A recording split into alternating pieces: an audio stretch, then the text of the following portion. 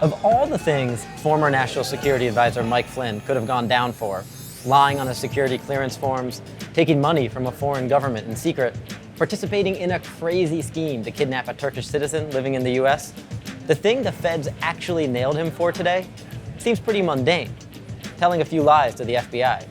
That can only mean one thing, and several sources confirm it. Flynn is singing to Special Prosecutor Mueller's team, and he has something really good to sing about. But what exactly could that be? We already knew from multiple sources that in December 2016, after President Obama announced sanctions against Russia, Flynn spoke with the Russian ambassador to ask them not to retaliate.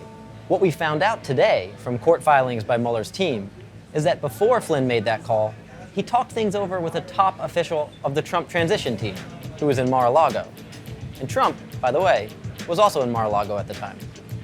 We also learned that Flynn was ordered by a very senior member of the transition team to talk to the Russians and a handful of other countries about opposing an anti-Israel resolution in the UN Security Council.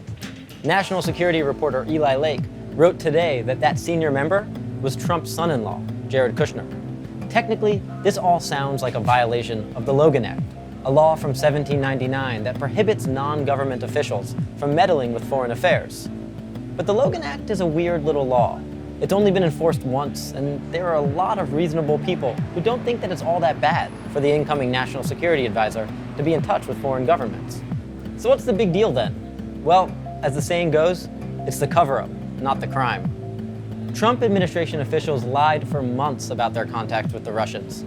That looks shady, and what today's news makes clear is that it was shady, as were Trump's repeated efforts to stymie the investigation, including by firing Jim Comey. And the fact that Kushner was involved, that makes it harder to believe Trump's claim that he had no idea what Flynn was doing. Not that many people believed his claim to begin with. But in addition to resuscitating the old Watergate chestnut, what did the president know and when did he know it? There's a bigger question now at play. What else could Mike Flynn sing about?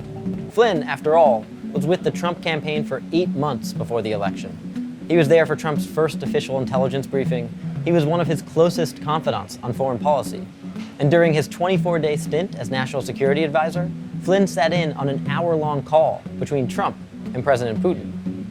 If Mike Flynn is just warming up, then President Trump has a lot to be worried about.